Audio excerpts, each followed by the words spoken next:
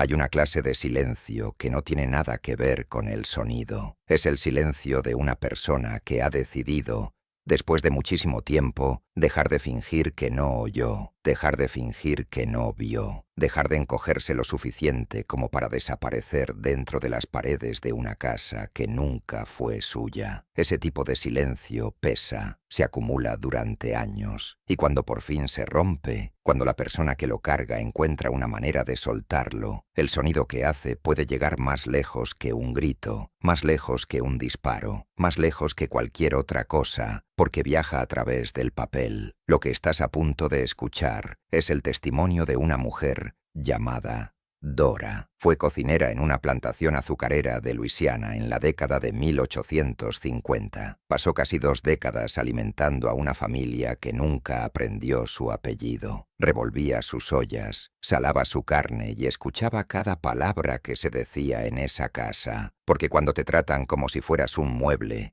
la gente olvida que estás en la habitación. No le contaban nada, le contaban todo. Y una noche del verano de 1857, por razones que historiadores y archivistas han discutido desde entonces, un paquete de páginas manuscritas fue hallado en 1923 dentro del falso fondo de un baúl de roble. Dora lo escribió todo, cada secreto, cada nombre, cada noche en que fingió no escuchar. Esta es su historia. Quédate hasta el final, porque lo más inquietante de lo que ocurrió en la plantación Belhaven no es lo que Dora presenció, es lo que les ocurrió a las personas que descubrieron que ella lo había dejado por escrito. La plantación Belhaven estaba a 12 millas al sur de Baton Rouge, Luisiana, en tierras que habían sido desmontadas, drenadas y convertidas en productivas, mediante décadas de trabajo que su dueño, Gerald Hatfield, prefería no pensar de forma directa. Él pensaba, en cambio, en el rendimiento. Pensaba en el precio del azúcar en Nueva Orleans,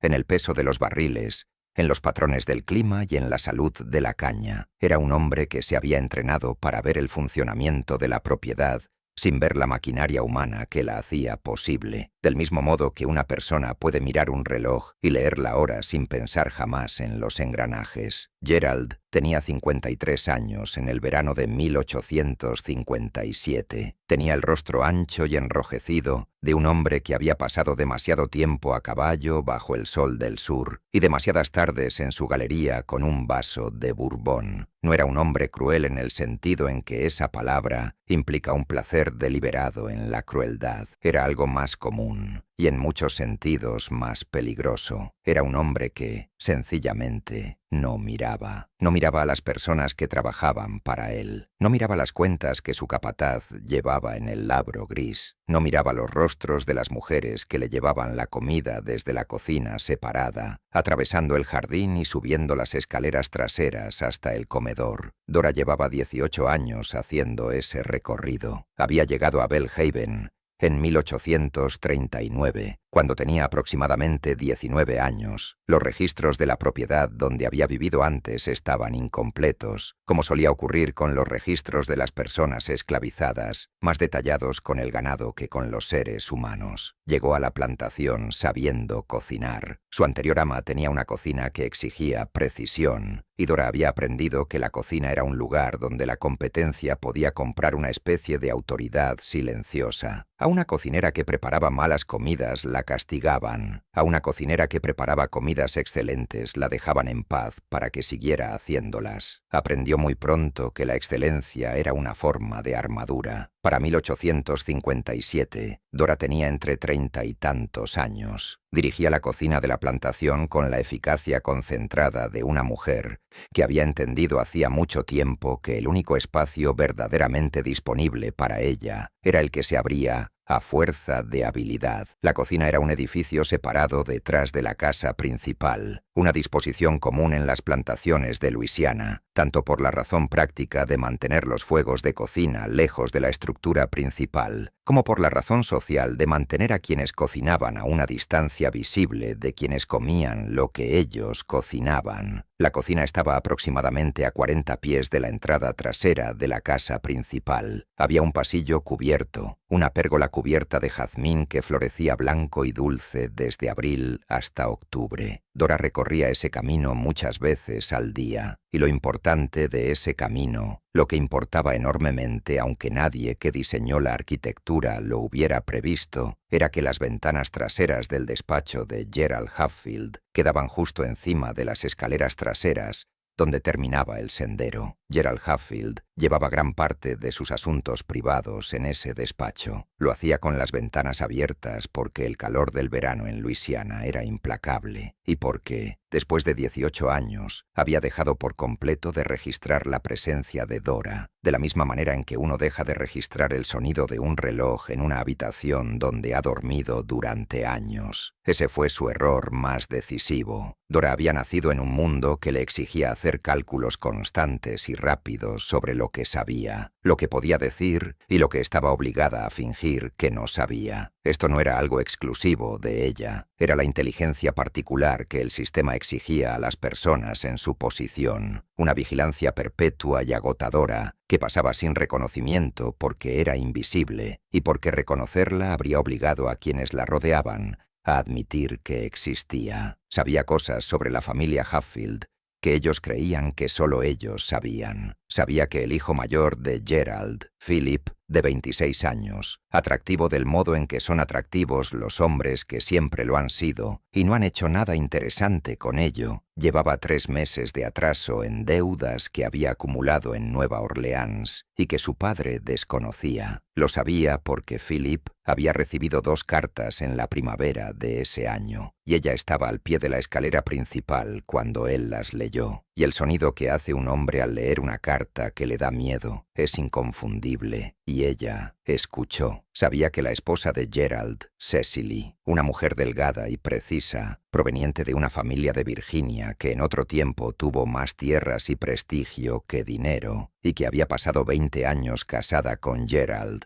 compensando lo que en privado consideraba una decepción social, estaba escribiendo cartas a su hermana en Richmond, que no enviaba por el correo habitual. Las enviaba a través de una amiga de confianza en Baton Rouge, que las despachaba desde allí. Cecily había mencionado ese arreglo en una conversación con esa amiga en el salón de la casa principal una tarde, hablando en el tono bajo que usaban las damas sureñas educadas cuando querían ser discretas, sin darse cuenta de que las voces bajas en una casa con suelos de madera y techos altos se propagan de un modo distinto del que imaginan, y de que Dora estaba en el pasillo, fuera de la puerta del salón, llevando una bandeja. Sabía que el hijo menor de Gerald, Robert, de 19 años, delgado y con una inteligencia nerviosa que incomodaba un poco a todos en la casa, había estado frecuentando zonas de la parroquia que su padre no habría aprobado, reuniéndose con personas que su padre no habría aprobado, y leyendo documentos que podrían haber causado graves problemas para toda la familia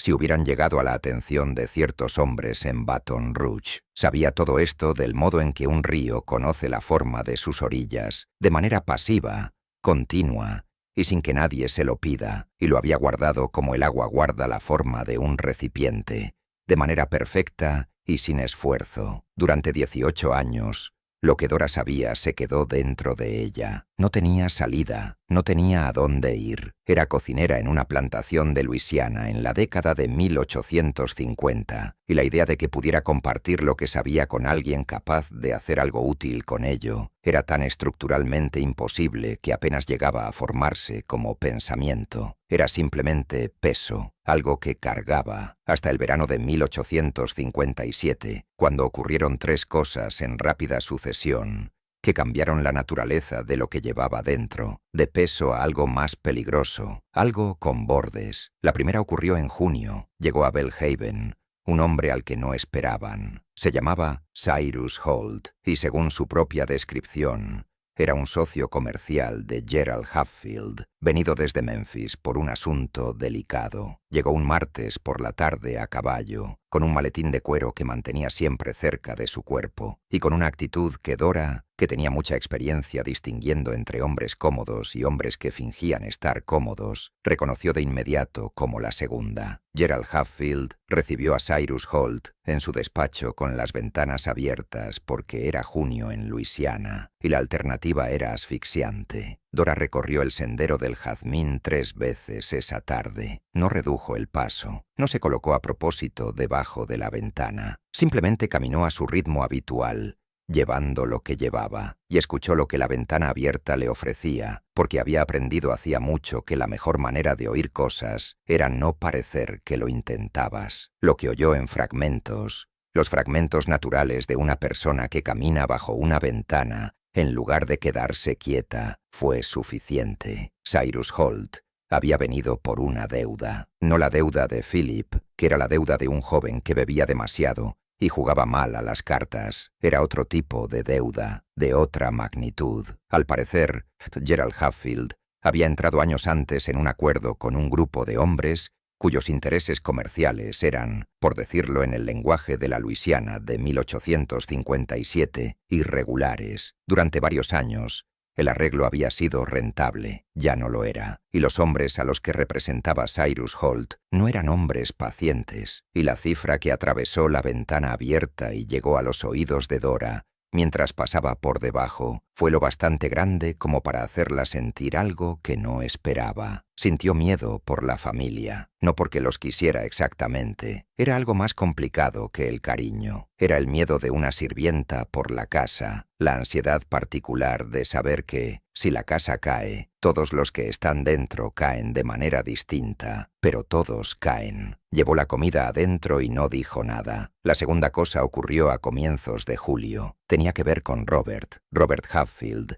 Llevaba durante el último año haciendo en silencio y con cuidado algo que, en la Luisiana de 1857, no era solo socialmente inaceptable, sino activamente peligroso. Había estado asistiendo a reuniones, no reuniones políticas en un sentido formal, no el tipo de reuniones a las que acudían en el pueblo hombres de su posición familiar, junto a otros hombres de posición similar, para hablar de rendimientos, aranceles y precios. Eran reuniones distintas, pequeños encuentros en cuartos traseros y casas privadas, el tipo de reuniones que no dejaban registro público y a las que los participantes aludían en la correspondencia de manera oblicua, en un lenguaje que exigía una comprensión compartida para descifrarse. Dora sabía de las actividades de Robert desde hacía varios meses. Había visto las miradas que intercambiaba con ciertos visitantes. Había notado cuáles cartas abría antes de llevarlas a la atención de su padre y cuáles se guardaba. Había observado el patrón de sus ausencias, pero a comienzos de julio algo cambió. Un hombre llegó a la parte trasera de la cocina, no por la entrada principal, no por el acceso formal que usaría cualquier visitante legítimo, sino por detrás, atravesando el huerto, al anochecer, cuando se iba la luz y la casa empezaba a entrar en las rutinas previas al sueño. Era un hombre delgado, mayor que Robert, con manos callosas y una manera deliberada y cuidadosa de moverse. Había venido a hablar con Dora, no sobre Robert, sino sobre algo que Robert llevaba consigo. El hombre no dio nombre, y Dora no se lo pidió, porque entendía que los nombres, en ese tipo de conversación, eran cosas peligrosas. Le explicó que Robert había tomado algo que no debía haber tomado, algo que había sido confiado al movimiento al que Robert se había unido, y que ese algo tenía que ser devuelto o enviado sin pasar por Robert, quien, en semanas recientes, se había vuelto poco confiable de una manera que alarmaba a las personas que dependían de él. El hombre le preguntó a Dora si estaría dispuesta a ayudar. Ella lo miró un largo momento. Pensó en el sendero del jazmín,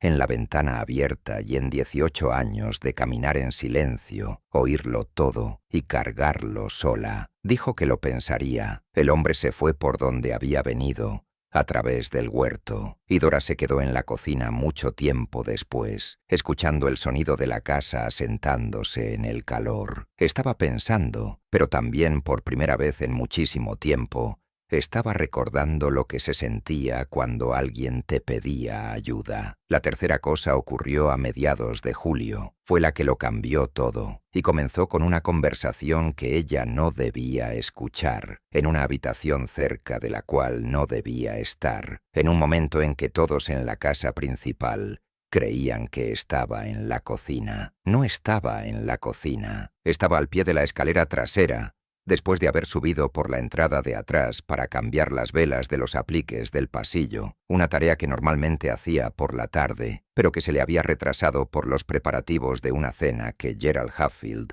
iba a ofrecer esa noche. Ya habían pasado las 4. El pasillo estaba en penumbra, con las contraventanas medio cerradas contra el calor de la tarde. La puerta del despacho no estaba bien cerrada. Gerald y Cyrus Holt estaban dentro. Cyrus no se había marchado después de su visita de junio. Se había quedado, lo cual ya era extraño, y su presencia prolongada había creado una tensión en la casa que llevaba semanas creciendo. Gerald le había dicho a Cecily que Holt estaba ayudando con asuntos de negocios, y Cecily, cuya inteligencia era considerable, pero cuyo acceso a los asuntos de su marido estaba estructuralmente limitado, había aceptado esa explicación con la expresión particular de una mujer que ha aprendido a no hacer preguntas y se ha entrenado para no lamentar no hacerlas. Pero aquella tarde, a través de la puerta del despacho entornada, lo que Dora oyó no era sobre la deuda que ya conocía, era sobre un hombre que vivía en Baton Rouge, un hombre que, según Cyrus Holt, estaba haciendo preguntas que no debía hacer, un hombre que había empezado a indagar sobre una serie de transacciones que conectaban a Gerald Hatfield con el grupo de hombres al que Holt representaba, transacciones ocurridas a lo largo de varios años y que implicaban cosas que, si se exponían de la manera correcta ante las personas correctas, destruirían por completo a Gerald Hatfield e implicarían a varios otros hombres de posición similar en la parroquia. Cyrus Holt estaba explicando, con una voz muy tranquila y muy precisa, lo que él creía que debía hacerse con ese hombre. Gerald Hatfield no respondió de inmediato. Hubo un largo silencio. Por el pasillo, salió por la entrada por el pasillo, salió por la entrada trasera y bajó por el sendero del jazmín hasta la cocina. Avivó el fuego bajo la olla para la cena, revolvió, saló. Pensó en el hombre de Baton Rouge que estaba haciendo preguntas. Pensó en el hombre que había venido por el huerto y le había preguntado si ayudaría. Pensó en las deudas de Philip, en las cartas secretas de Cecily, en las reuniones peligrosas de Robert y en 18 años de saber, cargar y guardar silencio. Y empezó, en el fondo de su mente, a componer. Si has llegado escuchando hasta aquí, quédate con nosotros, porque lo que Dora reunió durante 18 años está a punto de convertirse en el inventario más peligroso que hayas oído jamás. Y esto apenas empieza. Lo de ser invisible dentro de una casa es que en realidad no eres invisible. Simplemente te clasifican de otra manera. Eres mueble, eres aparato, eres parte del mecanismo. Y de los mecanismos no se espera que observen. Por eso nadie toma en cuenta que sí lo hacen. Dora observaba desde 1839. Tenía una memoria a la que nunca le habían dado crédito porque nunca le habían dado la oportunidad de demostrarla. Podía recordar conversaciones de años atrás con la fidelidad de una taquígrafa judicial, las palabras exactas, el tono exacto, los silencios exactos entre palabras, esos silencios que a veces decían más que las palabras mismas. No era un don cultivado para ningún propósito concreto, era algo que había desarrollado del mismo modo en que cualquiera desarrolla una habilidad que lo mantiene a salvo, por necesidad, y con el tiempo, pensemos en lo que Dora sabía para el verano de 1857. Conocía la arquitectura completa de la vida financiera de Gerald Hatfield, no porque alguien se la hubiera explicado, sino porque la ansiedad financiera es una de las cosas más ruidosas que puede contener una casa y se expresa en la calidad de las comidas que se piden, en la duración de las conversaciones en el despacho después de cenar, en la forma en que se colocan los hombros de un hombre cuando llega a la mesa. Había visto el cuerpo de Gerald contar durante años la historia que su boca no contaba. Sabía que Belhaven había sido hipotecada en 1853. Lo sabía porque había oído a Gerald dictar una carta a su escribiente aquella primavera, y porque había visto la cara del escribiente cuando regresó a la plantación 3 días después de enviarla, y porque cuando la cara de un hombre se ve como se veía la de aquel escribiente, la noticia nunca es buena. Sabía que el rendimiento del azúcar llevaba cayendo desde 1854. Lo sabía por las conversaciones en la mesa, por cómo Gerald hablaba de la caña cuando la cosecha iba bien, de forma expansiva, con la satisfacción propietaria de un hombre que equipara la producción de su tierra con su propia virtud, frente a cómo hablaba de ella en los últimos años, de forma breve, con una cualidad evasiva, desviando la conversación hacia otros temas. Sabía que Gerald había estado recibiendo a hombres de Nueva Orleans que no eran el tipo habitual de hombres que recibía. Les había servido, los había observado. Llegaban bien vestidos y con los modales de hombres acostumbrados a que los acomoden. Pero debajo de los modales había otra cosa, una paciencia que no era la paciencia de quienes esperan algo bueno, sino la paciencia de hombres que están seguros del resultado. Con los años, había aprendido a distinguir entre esos dos tipos de paciencia. Los hombres de Nueva Orleans habían ido varias veces a Belhaven, entre 1853 y 1856. Después de 1856, dejaron de ir a Belhaven. En su lugar, llegó Cyrus Holt. Dora no pasó por alto esa diferencia. Lo que Dora sabía sobre Philip era, en el fondo, la historia de un joven al que le habían dado todo menos la capacidad de administrarlo. Philip Hatfield había crecido como heredero de algo, de la plantación, de la posición, del estatus social particular que daba poseer tierras y ser blanco en la Luisiana de mediados del siglo XIX. Había crecido sabiendo que tendría esas cosas, y ese conocimiento había producido en él una confianza real, pero hueca, como un edificio que por fuera parece sólido, mientras su estructura interior está comprometida. Había ido a Nueva Orleans por primera vez a los 18 años y había regresado cambiado, no de forma obvia, no de un modo que sus padres hubieran identificado de inmediato, pero cambiado en la forma en que cambia una persona cuando descubre algo de sí misma, para lo que el mundo de su familia no tiene vocabulario. Dora reconoció el cambio de inmediato. Lo vio en la forma en que comía con prisa, como si las comidas fueran interrupciones, y en la forma en que se movía por la casa de la plantación con inquietud, como si siempre estuviera yendo a algún otro lugar, siempre esperando marcharse. Desde entonces había estado yendo con regularidad a Nueva Orleans. Traía regalos para su madre, excusas para su padre, y deudas que crecían con cada viaje con la consistencia paciente del interés compuesto. Los hombres a los que les debía dinero no eran hombres que fueran a esperar indefinidamente. Dora no lo sabía por haber oído conversaciones específicas sobre ellos, sino por la calidad de las cartas que llegaban para Philip, esas que recibía y quemaba de inmediato en lugar de dejarlas sobre el escritorio de su habitación. Sabía que las cartas se quemaban porque ella era responsable de limpiar las chimeneas, y el papel quemado deja una ceniza particular. Para julio de 1857, la ceniza en la chimenea de Philip se estaba acumulando a un ritmo que contaba una historia por sí solo. Cecily Hatfield era la persona más compleja del mundo de Dora, y aquella en la que más tiempo había pensado. No era una mala mujer. Dora había llegado a esa conclusión años antes, con la objetividad cuidadosa de alguien que ha tenido tiempo de sobra y proximidad suficiente para evaluar. Cecily era una mujer que había tomado sus decisiones dentro del conjunto estrecho de opciones disponibles para las mujeres de su posición y de su época, y las había tomado con eficacia y sin arrepentimiento visible, lo cual no es lo mismo que haberlas tomado con felicidad. Llevaba la casa con una precisión que rozaba la compulsión. Cada superficie de la casa principal se mantenía a un nivel que exigía un esfuerzo constante de quienes la mantenían. Recibía invitados con una amabilidad que los huéspedes recordaban y comentaban. Vestía con cuidado, hablaba con cuidado y gestionaba las relaciones sociales de la familia con la atención estratégica de una diplomática. pero no era feliz. Dora lo sabía del mismo modo en que sabía la mayoría de las cosas sobre la familia, por proximidad y observación. Lo sabía por la forma en que Cecily se sentaba a la mesa del desayuno, cuando Gerald ya había salido por la mañana. Esa cualidad particular de quietud que caía sobre ella, la forma en que sostenía la taza de café con ambas manos y miraba por la ventana hacia el jardín sin ver realmente lo que tenía delante. Las cartas a su hermana en Richmond eran lo más revelador de Cecily y también lo más peligroso, porque la hermana en Richmond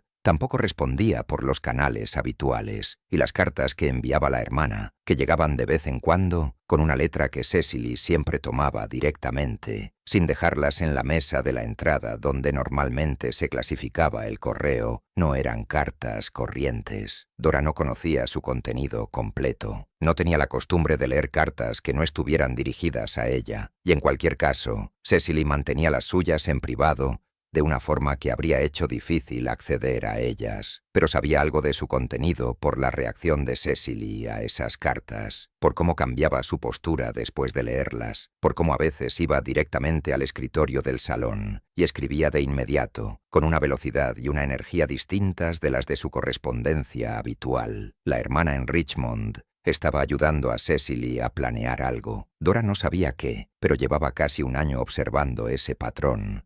Y los patrones, según su experiencia, siempre terminaban resolviéndose en algo reconocible. Robert era quien más la preocupaba, no por el peligro de aquello en lo que estaba metido, aunque ese peligro era real y ella lo entendía con claridad. Lo que le preocupaba de Robert era algo más específico, la distancia entre su inteligencia y su criterio. Era un joven verdaderamente brillante. Dora lo veía desde su infancia, en la forma en que leía con voracidad, de manera sistemática, con la absorción de alguien que no fingía alfabetización por motivos sociales, sino que de verdad consumía ideas. Había crecido en una casa donde la biblioteca estaba bien surtida y era en gran parte decorativa, y para cuando tenía 15 años ya había recorrido una parte importante de ella. Y así fue como entró en contacto con las ideas que reorganizaron en silencio y a fondo su comprensión del mundo en el que había nacido. El problema era que su inteligencia había corrido más rápido que su cautela. Se había involucrado con personas que hacían un trabajo serio y peligroso, con un cuidado y una discreción forjados en la conciencia exacta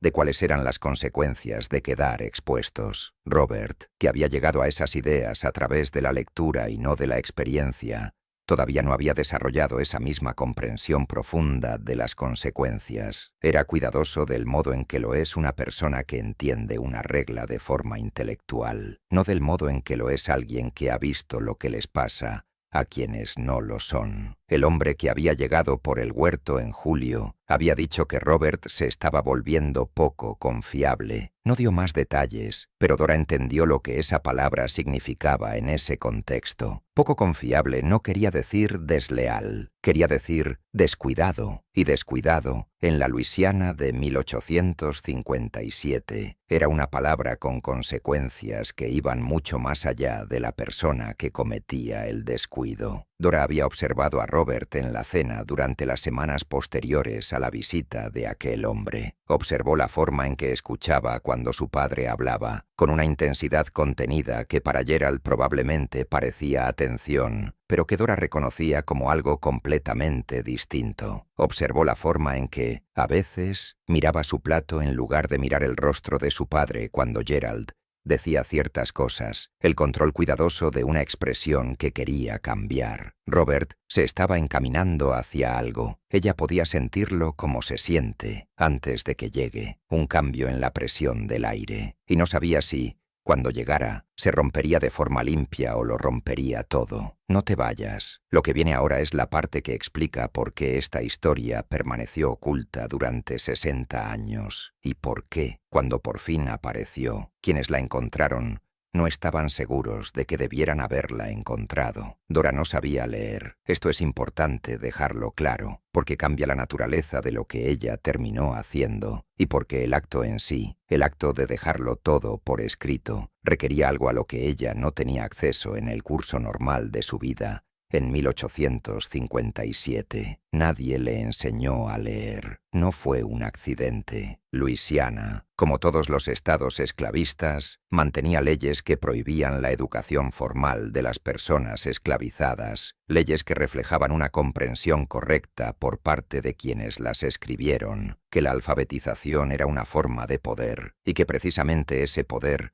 era lo que el sistema necesitaba negar a la población esclavizada. Pero Dora aprendió cosas de todos modos. Aprendió como aprende una persona en un mundo que le niega oficialmente el acceso al aprendizaje. De manera indirecta, por proximidad, por esa capacidad humana de absorber más de lo que los demás creen que uno puede absorber. No podía leer una página de texto con fluidez, pero podía leer lo suficiente. Había aprendido las letras durante años de cercanía. En la cocina, con los papeles de la casa, menús escritos con la letra precisa de Cecily y dejados sobre la mesa de la cocina, listas, notas, etiquetas en frascos de provisiones. Ella cruzaba eso con los sonidos que oía, del mismo modo en que un niño aprende el idioma antes de que se lo enseñen, por patrones, por contexto, por repetición. Podía escribir su nombre. Eso lo había aprendido en la casa donde vivió antes, gracias a otra mujer que lo había aprendido del mismo modo. Podía escribir aproximadamente 40 palabras con una confianza razonable, palabras que había practicado en la ceniza del fogón cuando estaba sola, palabras aprendidas de etiquetas,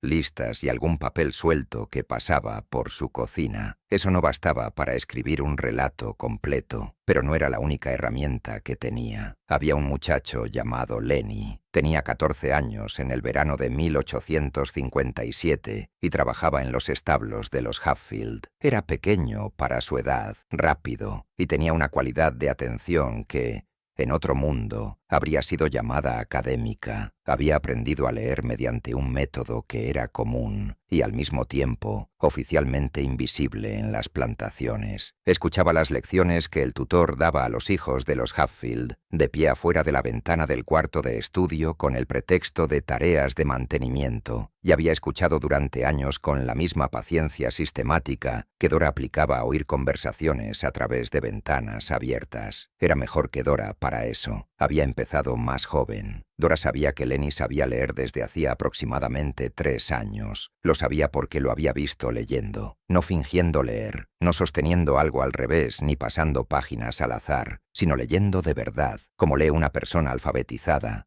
con los ojos moviéndose, los labios formando palabras a veces, y el rostro reaccionando al contenido. Lo había visto en 2 ocasiones, en momentos en que él creía que nadie lo observaba, y no se lo dijo a nadie. Simplemente tomó nota y esperó. A finales del verano de 1857, le dijo a Lenny lo que necesitaba. Tuvo cuidado con la forma de pedirlo. Entendía el peso completo de lo que estaba solicitando, no solo el riesgo del acto en sí, sino el riesgo particular de pedirle a un muchacho de 14 años que cargara una parte de ese peso. Pensó en ello durante varios días antes de hablar con él. Pensó si había otra manera. No encontró otra manera. Fue a los establos una tarde, después de que en la casa principal se hubieran sentado a cenar. Le explicó, en términos claros y concretos, lo que necesitaba que hiciera. No minimizó el riesgo, no fingió que lo que pedía fuera algo normal. Lo miró de frente, como sabía que los adultos de esa casa no lo miraban, y le dio la opción de elegir. Él dijo que sí. Luego la miró con esos ojos rápidos y serios y le dijo, ¿de dónde vamos a sacar el papel? Ese era, por supuesto, el problema práctico central. En una casa de plantación,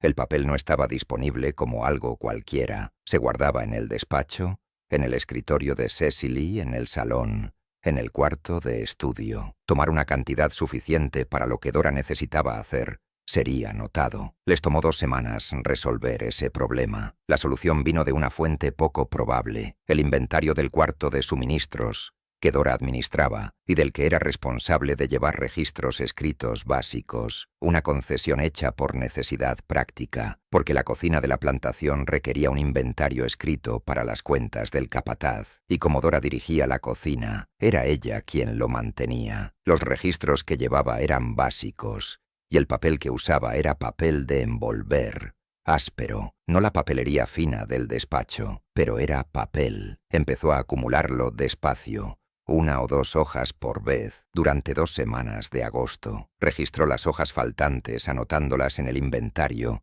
en intervalos ligeramente distintos, para que el conteo total siguiera pareciendo consistente cuando lo revisaran. Era un engaño pequeño y preciso, del tipo que ella podía ejecutar, porque 18 años de observación cuidadosa le habían enseñado exactamente con qué frecuencia se revisaban los registros de suministros, quién los revisaba y con qué nivel de atención. A mediados de agosto ya tenía suficiente papel. La tinta fue un problema distinto, resuelto de manera más simple. Lenny robó un frasco pequeño de tinta del armario de útiles del cuarto de estudio y lo reemplazó por otro frasco de tamaño parecido que había llenado con agua teñida con ennegrecedor de cocina. El reemplazo no era perfecto, pero no sería descubierto pronto, y pronto era todo lo que necesitaban.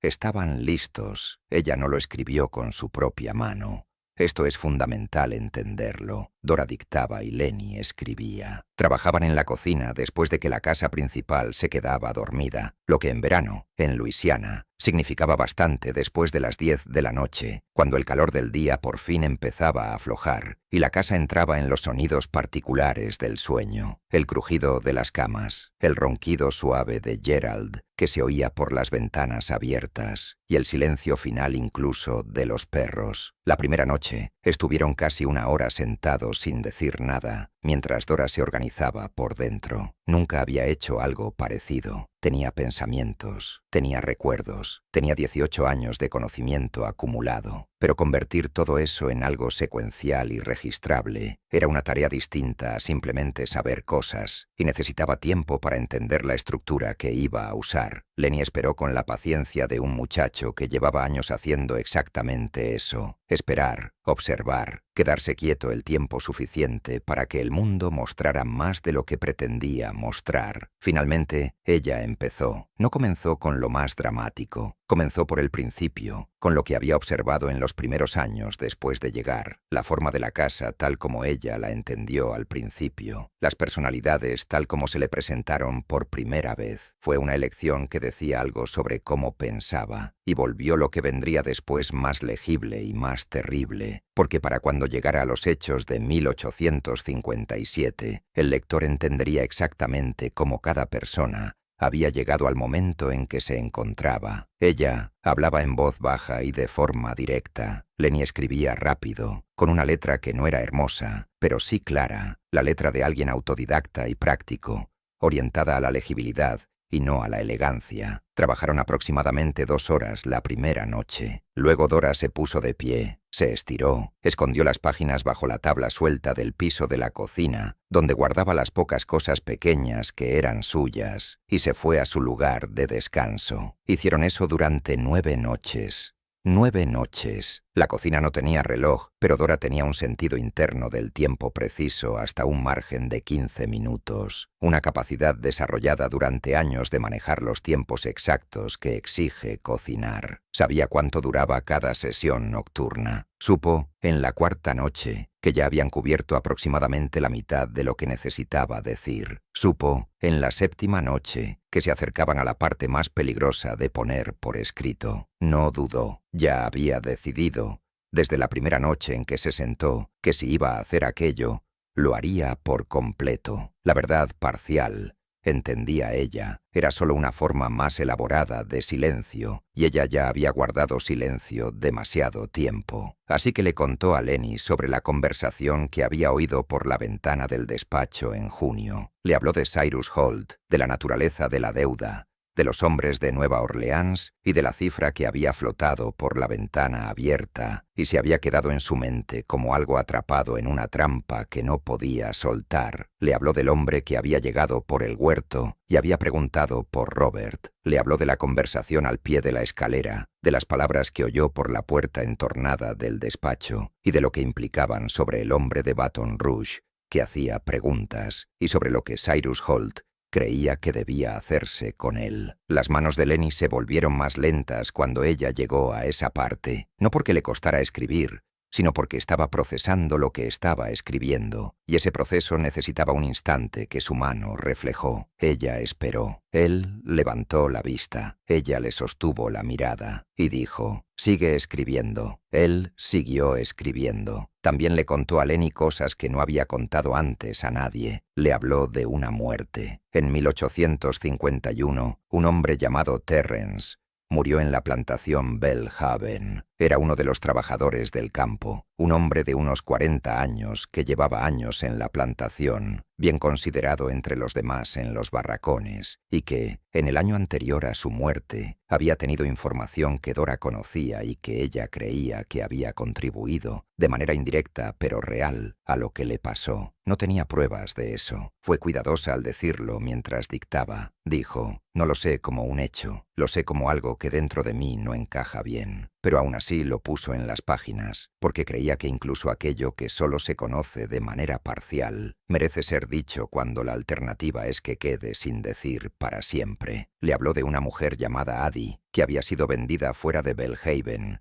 en 1848, en circunstancias que el registro oficial de la transacción, si es que existía, habría descrito con la neutralidad burocrática de una transferencia de propiedad. Lo que esos registros no habrían descrito era el motivo. Lo que esos registros no habrían descrito era la conversación que Dora oyó 2 semanas antes de la venta, en el despacho, a través de la ventana abierta, mientras recorría el sendero del jazmín. Había cargado la historia de Addie durante 9 años. La puso en las páginas. Le habló de los hombres de Nueva Orleans que visitaban la casa, no solo de que iban, sino de lo que ella había observado sobre su naturaleza, la calidad de su paciencia, la forma en que miraban la plantación, y a su gente de un modo distinto a como un plantador o un socio comercial mira una propiedad, una forma que le decía algo sobre la naturaleza del arreglo, aunque ella no hubiera podido nombrar exactamente qué era. Le habló de un documento que había visto,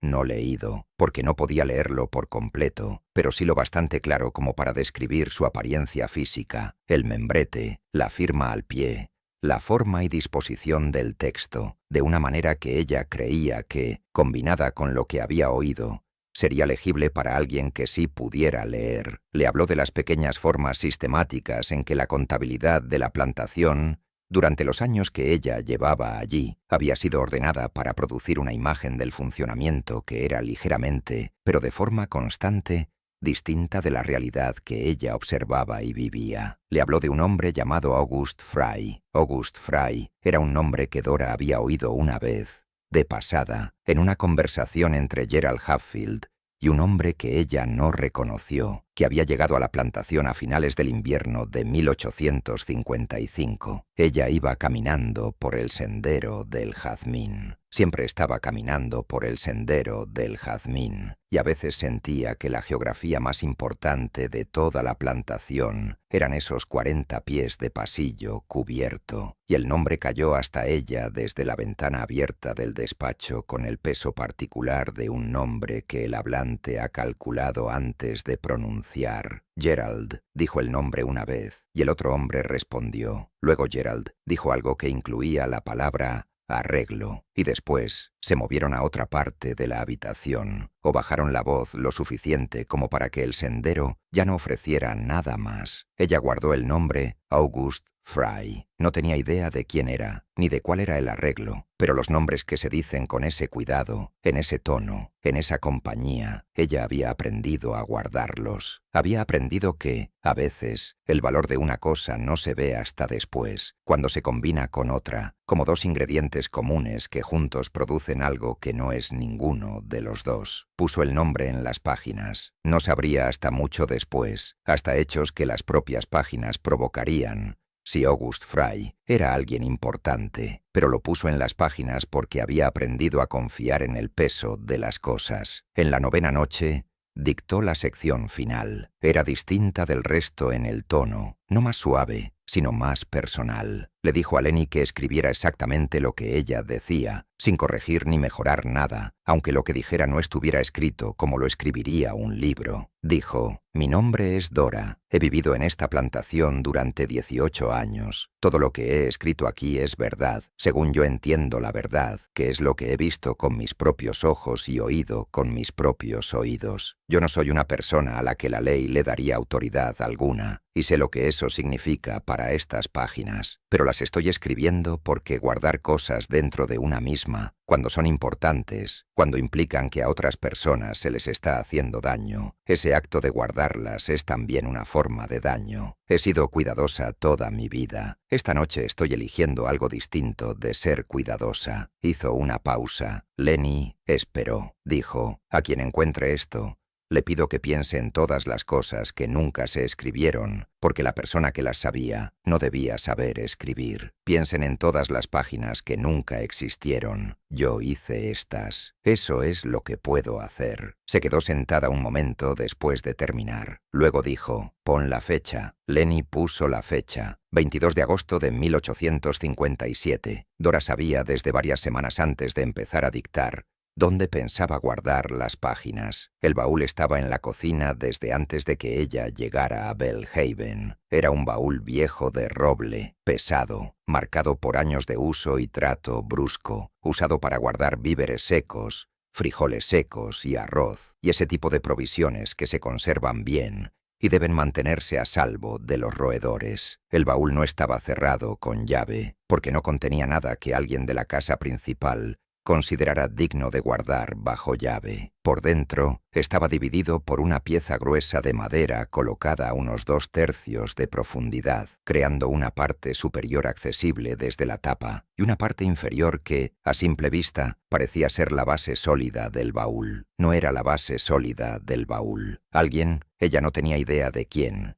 ni de cuándo, había hecho esa pieza desmontable, no de forma evidente, no de una manera que se notara a menos que uno ya supiera que debía buscarlo, pero sí desmontable. La pieza no estaba fijada, simplemente descansaba sobre un borde de madera que recorría el interior del baúl, sostenida por su propio peso y por el contenido colocado encima. Quitabas ese contenido, levantabas la pieza y debajo había un espacio, quizá de unos 4 dedos de profundidad, ocupando todo el interior del baúl, funcionalmente invisible para cualquiera que no estuviera buscando algo allí. Dora había descubierto ese espacio en su segundo año en Belhaven, cuando se le cayó un frijol seco que rodó y se metió detrás de la pieza. Metió la mano para recuperarlo y encontró el hueco. No se lo dijo a nadie. Volvió a colocar la pieza, volvió a poner los frijoles y guardó ese conocimiento para sí. Durante 15 años, el espacio estuvo vacío. Ahora iba a guardar las páginas. Las envolvió en un trozo de tela encerada que había guardado de una entrega de suministros, el tipo de tela encerada que se usa para envolver herramientas y que protegería el papel de la humedad inevitable en una cocina de Luisiana. Doblando con cuidado la tela alrededor de las páginas, la ató con un cordel de cocina y la colocó en el espacio bajo la pieza de madera. Volvió a poner la pieza.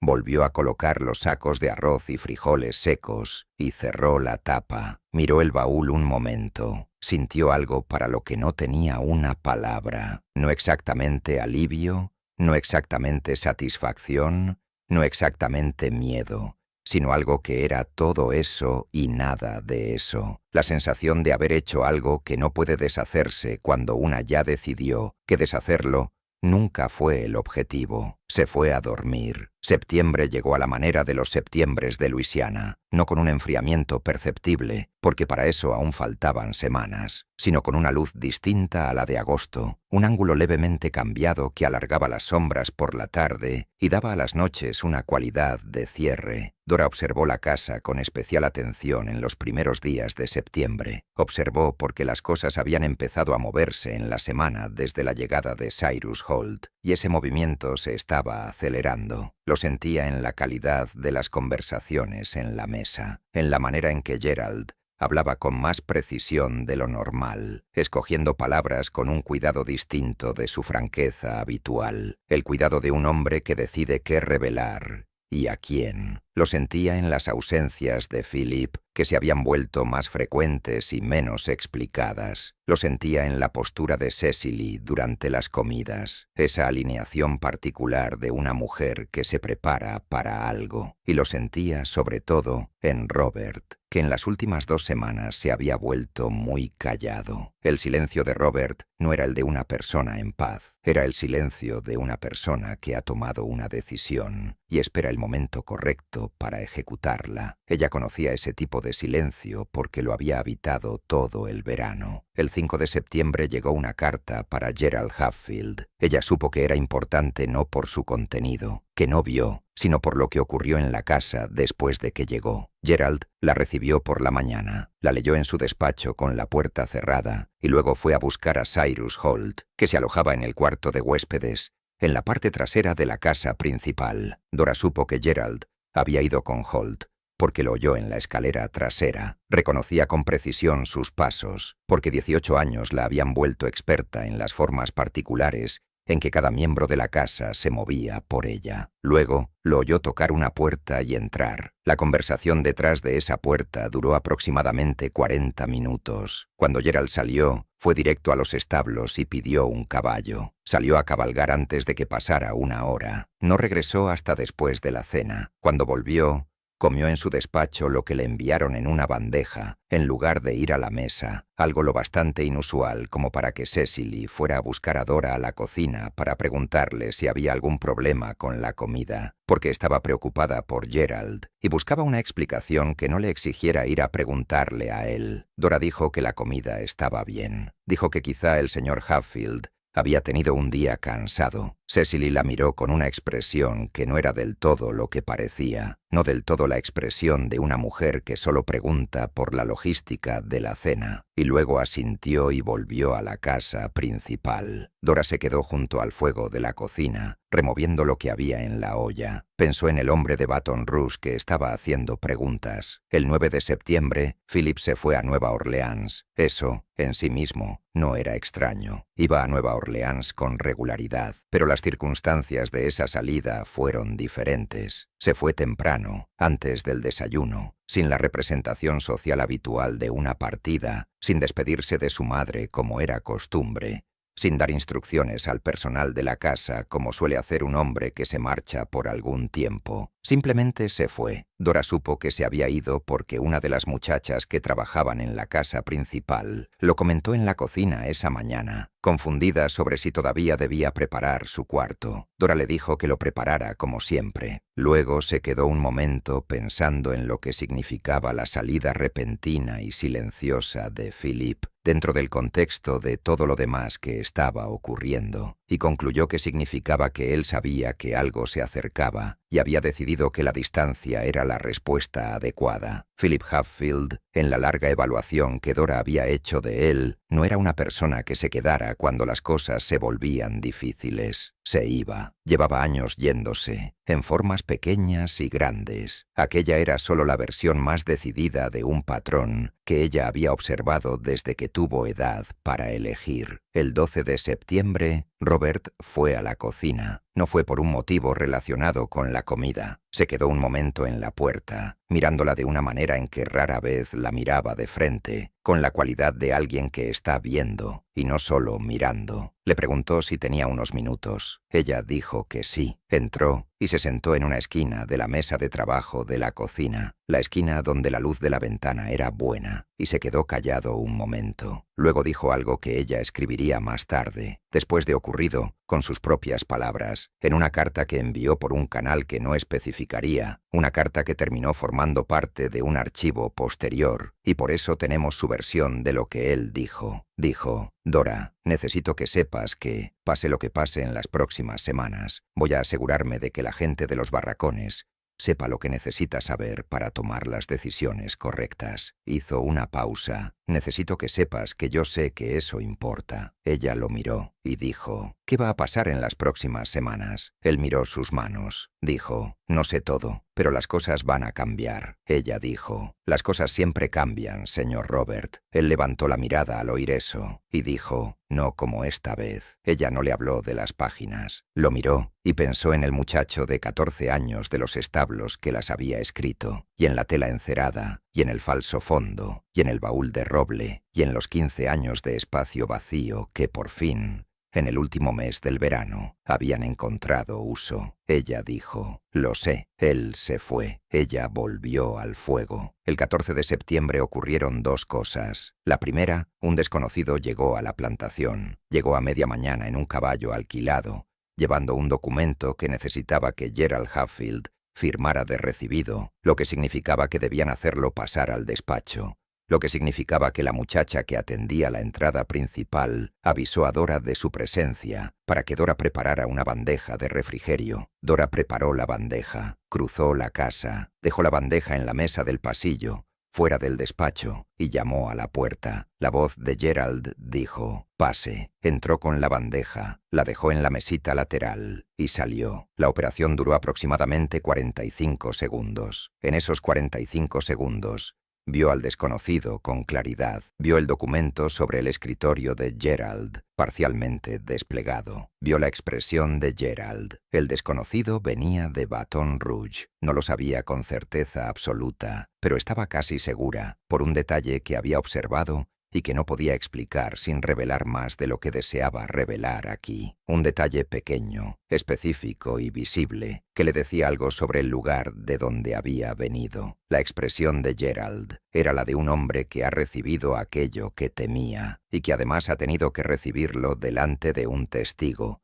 sin poder mostrar lo que siente. Salió del despacho, caminó por el pasillo, volvió a la cocina. La segunda cosa que ocurrió ese día fue esta. Cyrus Holt se fue de Belhaven, se fue en silencio por la tarde, con su caballo y su maletín de cuero. No se despidió de nadie, al menos que Dora supiera. Simplemente estaba allí, y después ya no estaba. Y eso, por sí solo, también era una forma de información. Has llegado hasta aquí con nosotros. Lo que ocurre en los días siguientes es la parte que explica por qué estas páginas quedaron selladas durante décadas. Quédate con nosotros. La casa contenía la respiración. Dora nunca había sentido esa cualidad en un lugar con tanta intensidad, ni siquiera durante los periodos difíciles de años anteriores, ni siquiera durante los problemas financieros de 1853, o la enfermedad que recorrió los barracones en 1855 y mató a 4 personas en 6 semanas. Esto era distinto. Era esa calidad específica de respiración contenida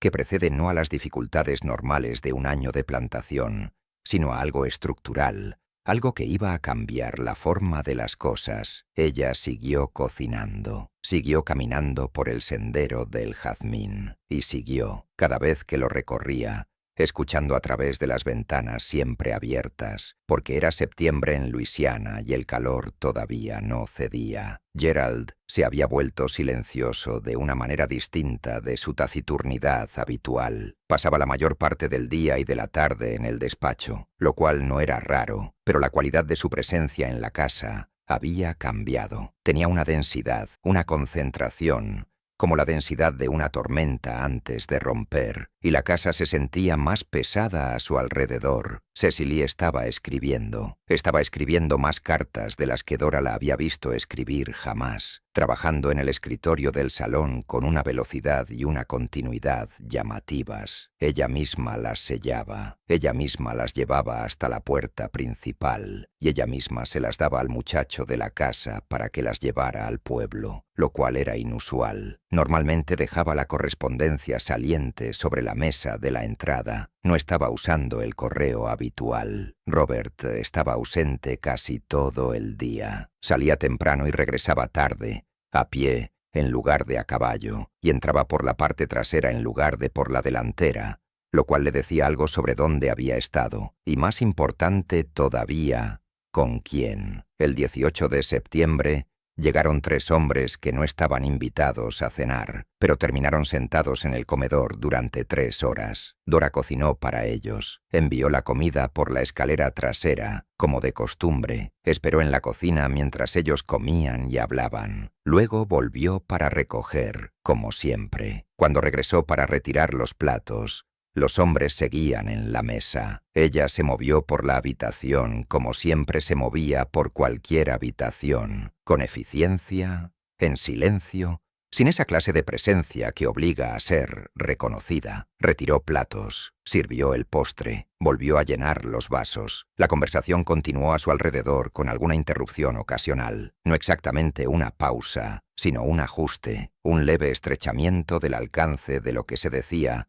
mientras ella estaba en la habitación. Ese era el ajuste habitual que la gente hacía en su presencia, un compromiso entre el deseo de hablar con libertad y la conciencia de que ella estaba allí, resuelto, como casi siempre, en la misma dirección, asumir que su presencia equivalía a una ausencia. Ella no estaba ausente. Lo que oyó en esos ajustes y esas pequeñas interrupciones fue el contorno de una situación que, para septiembre de 1857, se había convertido en algo que ella no había anticipado del todo, incluso con todo lo que sabía. El documento que trajo el desconocido el día 14 no era lo que ella había pensado. No venía del hombre de Baton Rouge, venía de una dirección completamente distinta. Tenía que ver con otra parte del arreglo de Gerald Hatfield, la parte en la que aparecía August Fry. Oyó el nombre. Lo oyó dicho con la misma precisión calculada con que lo había oído por primera vez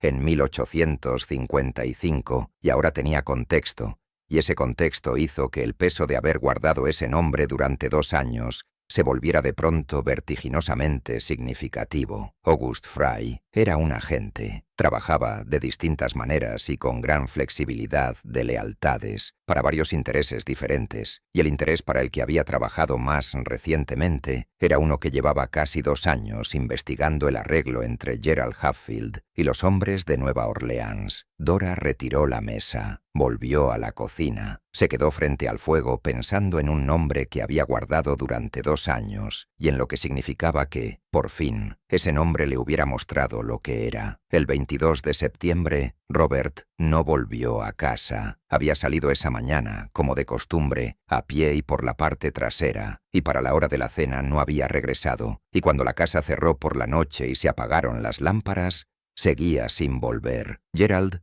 no envió a nadie a buscarlo. Ese fue el detalle que más le dijo. En una casa donde los movimientos del heredero siempre habían sido vigilados con la atención ansiosa de unos padres que entendían que la conducta de su hijo tenía consecuencias para la posición de la familia, la ausencia de una búsqueda no fue un descuido. Gerald sabía dónde estaba Robert, o sabía, al menos en términos generales, qué había pasado con la presencia de Robert, y había decidido deliberadamente, con el sentimiento que fuera que había detrás de esa decisión, dejar que la ausencia permaneciera. Esa noche Dora durmió mal. En los días que siguieron, la plantación funcionó en la superficie como siempre. La caña estaba en una etapa del ciclo de cultivo que exigía un tipo particular de atención. La cocina producía 3 comidas al día. La rutina de la casa continuaba con su ritmo, pero por debajo de la superficie, Dora sentía que la estructura de las cosas se estaba moviendo. Cecily había recibido una carta que por una tarde la hizo dejar de fingir. Estaba sentada en el salón con la carta sobre el regazo y las manos sobre el regazo, y en su rostro había algo que no alcanzó a volver a alisar en su compostura habitual, antes de que Dora cruzara el pasillo con una bandeja y lo viera. Dora dejó la bandeja y se fue sin ser despedida, lo cual era irregular, y Cecily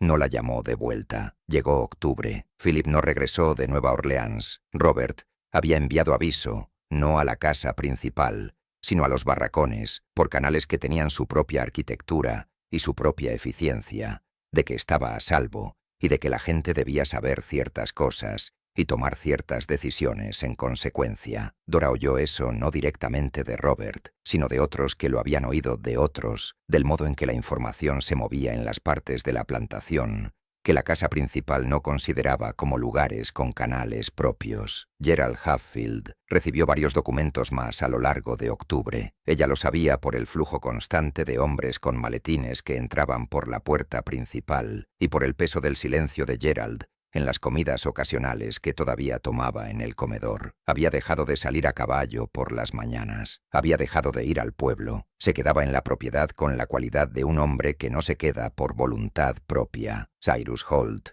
no regresó. La primera semana de noviembre llegaron 2 hombres con un documento distinto de todos los anteriores. No eran de Nueva Orleans. No eran el tipo de hombres que manejaban la clase de asuntos que se habían manejado en ese despacho durante años. Eran hombres oficiales, de esa forma particular en que se veían los funcionarios en la Luisiana de 1857. La calidad de la ropa, la manera de ir montados, la formalidad del trato cuando se presentaron en la puerta principal y pidieron hablar con el señor Gerald Hatfield. Dora estaba en la cocina cuando llegaron. Supo que habían llegado por el sonido particular de hombres oficiales que vienen con documentos, distinto del sonido de visitantes corrientes. Esa mañana no caminó por el sendero del jazmín. No lo necesitaba. Sabía, con la certeza profunda de alguien que ha visto completarse un patrón durante meses, que lo que ella había oído por la ventana abierta de ese despacho en junio y en julio, y al pie de la escalera trasera en la conversación junto a la puerta entornada, ahora estaba siendo oído por hombres con autoridad para hacer algo al respecto. Se quedó junto al fuego y sintió algo que examinó con cuidado, porque no estaba segura de qué era. No era exactamente satisfacción, no era reivindicación, era algo más silencioso que ambas cosas y más complejo. Era la sensación de que se estaba haciendo un registro. Gerald Hatfield dejó Belhaven en noviembre de 1857, en circunstancias que el registro oficial de la época describe con el lenguaje seco y preciso del proceso legal. Los detalles no quedan del todo claros en esos registros, porque los registros oficiales de ese tiempo estaban sujetos a la misma incompletud que Dora había notado en los registros de su propia vida. La información se conservaba cuando servía a los intereses de quienes la conservaban, y se omitía cuando no. Lo que sí muestran los registros es que, para comienzos de 1858, Belhaven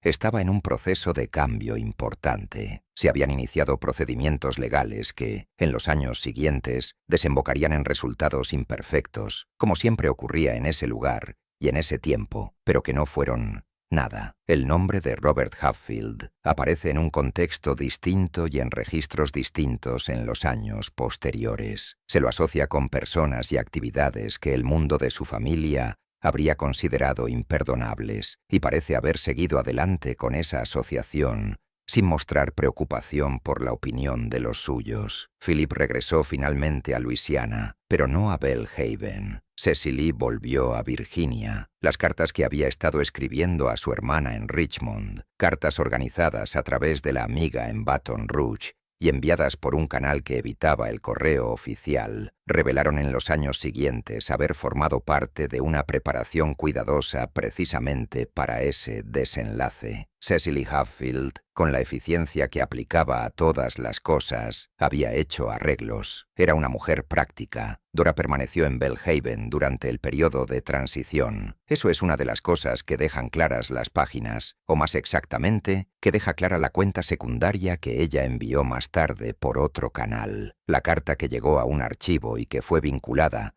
mediante trabajo académico cuidadoso en las décadas de 1970 y 1980, con las páginas mismas. Se quedó porque la cocina tenía que seguir funcionando, y la gente en los barracones necesitaba que la cocina siguiera funcionando, y porque el caos de una estructura de plantación que se derrumba tiene efectos particulares sobre quienes tienen la menor protección dentro de ella, y ella no estaba dispuesta a aumentar esos efectos marchándose. Cocinó, mantuvo la cocina, se aseguró de que hubiera comida y esperó. Las páginas fueron encontradas en 1923. La cocina de lo que había sido la plantación Belhaven llevaba en pie desde la década de 1840 y había sobrevivido a la guerra civil, a la reconstrucción y a las largas décadas posteriores en la condición típica de muchos edificios auxiliares que ya no se usan para su propósito original. Mantenimiento intermitente, Deterioro gradual, reutilización ocasional como depósito. La casa principal se había incendiado en 1871. La causa fue registrada oficialmente como accidental, aunque había personas en la zona que tenían su propia versión de lo ocurrido, una versión que nunca quedó registrada de manera formal. La cocina no se incendió. En 1923, una mujer llamada Agnes Turo, maestra en la parroquia de East Baton Rouge, nieta de una mujer que había vivido en los barracones de Belhaven,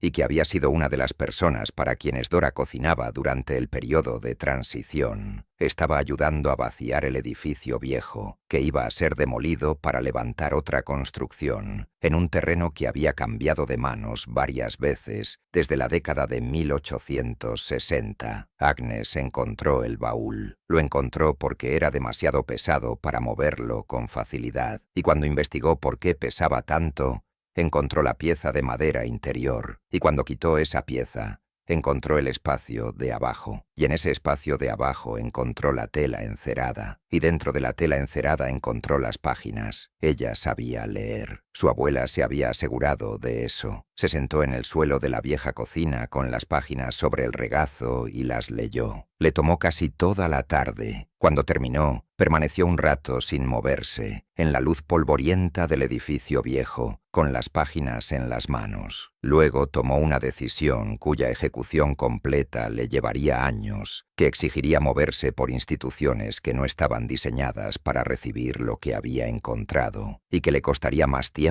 más esfuerzo y algunas penas de las que había imaginado cuando estaba sentada en ese suelo. Decidió asegurarse de que las páginas sobrevivieran. Esto es lo que sabemos y lo que no sabemos, y la distancia entre esas dos cosas es el lugar donde esta historia sigue viviendo. Sabemos que Dora existió. El relato de Agnes Turo sobre el hallazgo de las páginas, escrito en un diario que llevó desde la década de 1920 hasta la de 1950. Es específico, detallado, y ha sido examinado por personas que saben cómo examinar cosas así. Las páginas mismas, o mejor dicho, las fotografías y transcripciones de esas páginas, porque los originales son frágiles y se conservan en condiciones que protegen su supervivencia física, han sido vistas por especialistas en historia del sur, archiveros e historiadores del periodo. La cuestión de su autenticidad ha sido examinada. El papel,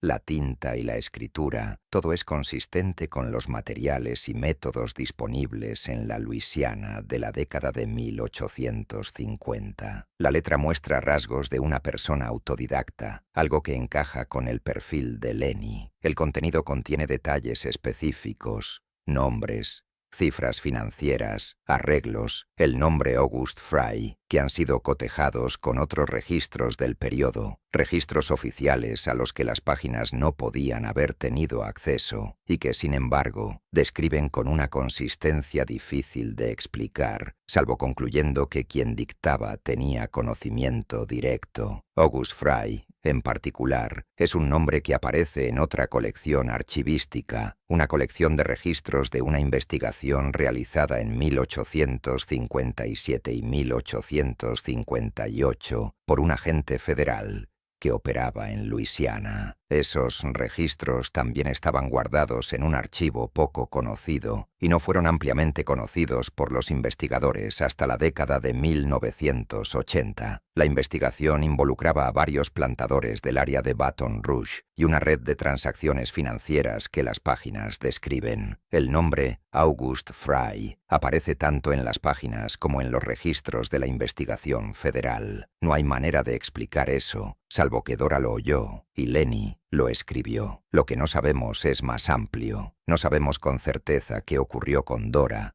después del periodo de transición. Hay registros que podrían referirse a ella. Una mujer con una descripción aproximada, edad aproximada y de nombre Dora aparece en documentos de comienzos de la década de 1860 relacionados con una comunidad en otra parte de Luisiana. No se puede conectar de forma definitiva esos registros con la mujer de las páginas. La conexión es plausible, pero no está probada. No sabemos qué pasó con Lenny. El muchacho que escribió las páginas no aparece en ningún registro que pueda ser identificado específicamente como él después del otoño de 1857. Eso puede significar muchas cosas. La interpretación más esperanzadora es que él, como Robert, entró en un mundo distinto y dejó menos registros porque ese nuevo mundo conservaba otro tipo de registros. Las interpretaciones menos esperanzadoras son las que ese periodo pone a disposición, y no hace falta especificarlas para entenderlas. No conocemos el contenido completo de las páginas, porque algunas de ellas ya estaban dañadas antes de que Agnes Turo las encontrara. La humedad de Luisiana había hecho su trabajo sobre la tela encerada, y las páginas más externas estaban parcialmente ilegibles en algunos lugares. Las transcripciones realizadas por los estudiosos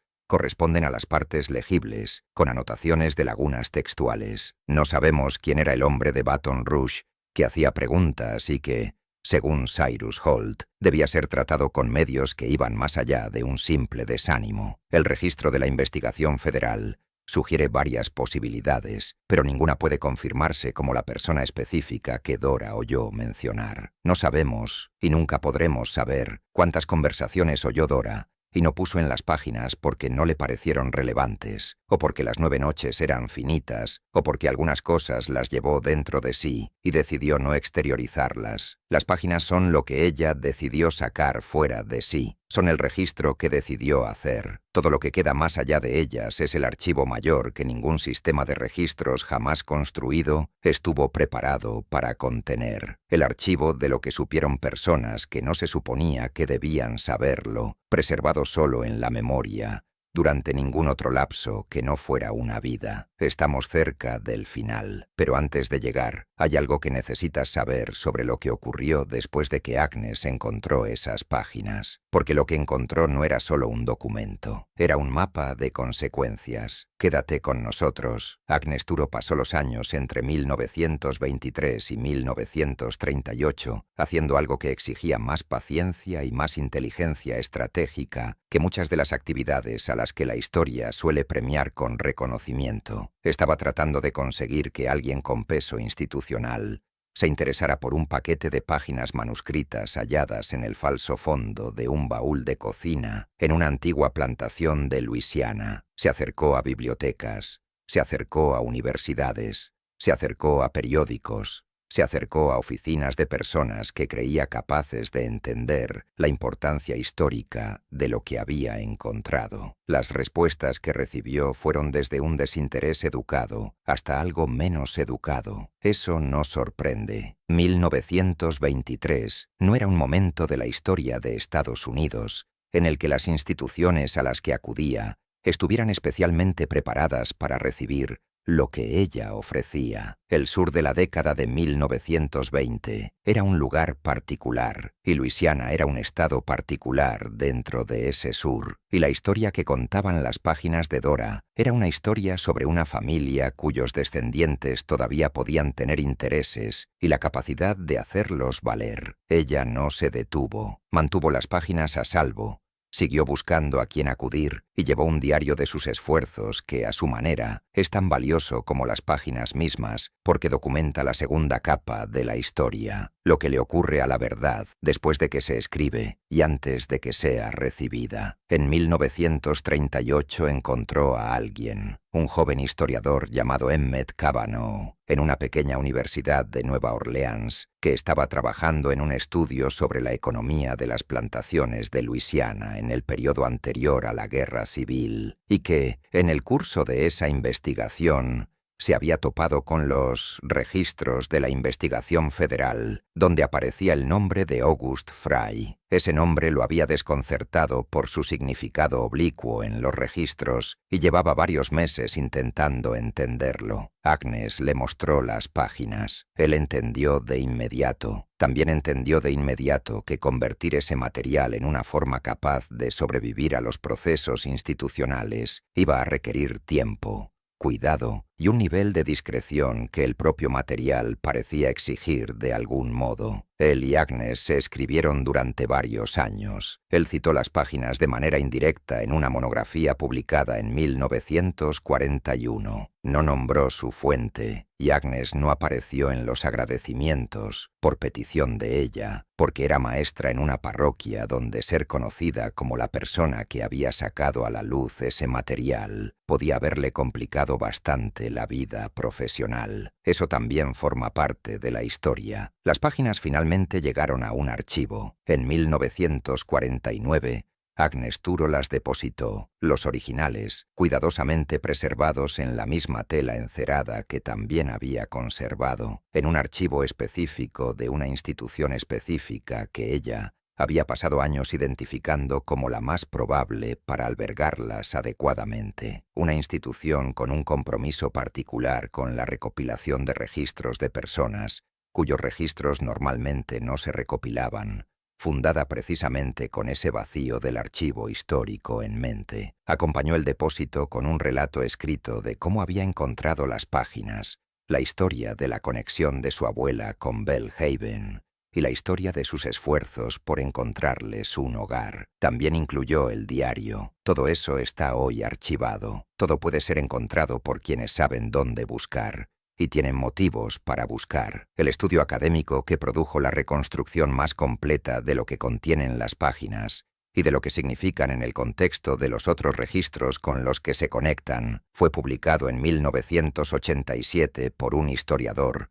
cuyo nombre figura en el registro público y que pasó varios años trabajando con el material del archivo. Ese trabajo es cuidadoso, académico y metodológicamente preciso. Hace lo que hace una buena investigación histórica, establece procedencia, coteja fuentes, reconoce incertidumbres, argumenta una lectura en lugar de imponerla, y también incluye, al final, un pasaje que vale la pena citar, porque expresa algo sobre estas páginas que ninguna metodología puede explicar por completo. Lo extraordinario del relato de Dora no es que exista, es que sobrevivió. Las condiciones institucionales del sur anterior a la guerra civil estaban diseñadas de forma integral para impedir precisamente que se produjera este tipo de registro, y las condiciones de los 100 años posteriores no fueron mucho más favorables para su preservación. Que este paquete de páginas haya viajado desde el falso fondo de un baúl de roble en una cocina de Luisiana hasta un archivo donde hoy puede ser leído por cualquiera con una credencial de biblioteca no es una cosa pequeña. Es, de hecho, una cosa muy grande, un hecho sobre la persistencia humana que al final resulta más interesante que muchos de los hechos sobre la crueldad humana que contienen las propias páginas. El final que también es un comienzo. Hay cosas que Dora no podía haber sabido cuando se sentó en su cocina, en agosto de 1857, y empezó a dictar. No podía haber sabido que las páginas sobrevivirían. Las escondió en el mejor lugar que tenía a su alcance, las cubrió con frijoles y arroz y se fue a dormir. Y, creyera lo que creyera o esperara lo que esperara sobre su futuro, no estaba en posición de garantizarlo. Había hecho lo que podía hacer y el resto ya no estaba en sus manos. No podía haber sabido que una mujer para la que ella cocinó, una mujer de los barracones llamada Celestine, que había pasado en esa cocina más tardes de las que cualquiera de las dos podría contar, comiendo lo que Dora preparaba,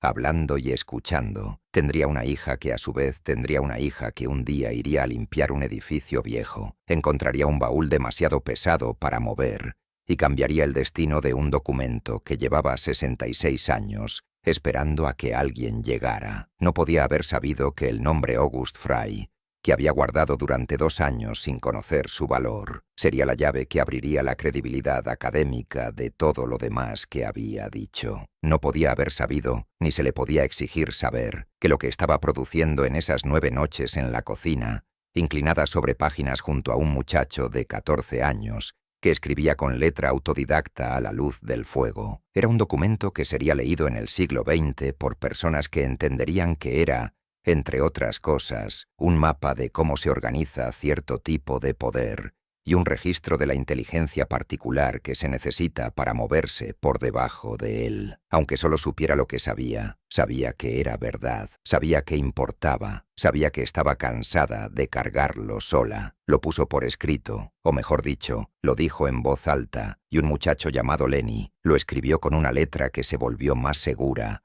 a lo largo de las 9 noches del trabajo, las letras haciéndose más firmes conforme avanzaba, como si el acto de escribir algo importante fuera en sí mismo una práctica que mejora a quien escribe. En la última página, la letra de Lenny ya no era la misma que en la primera. Los especialistas que han examinado los originales lo han señalado. La mano que escribió: "Mi nombre es Dora", al pie de la página final, con la fecha 22 de agosto de 1857 debajo, era mediblemente más segura que la mano de las primeras páginas. ¿Qué fue de Lenny? Si volvió a usar esa mano, ¿en qué contexto? ¿En qué vida? Es una de las cosas que no sabemos, pero la tenía, pasara lo que pasara después. Eso lo tenía. El sendero del jazmín detrás de la cocina de Belhaven ya no existe. La cocina ya no existe. La Tierra ha pasado por múltiples dueños y múltiples configuraciones, y la geografía concreta de ese pasillo cubierto de 40 pies, donde Dora caminó todos los días durante 18 años y escuchó a través de ventanas abiertas,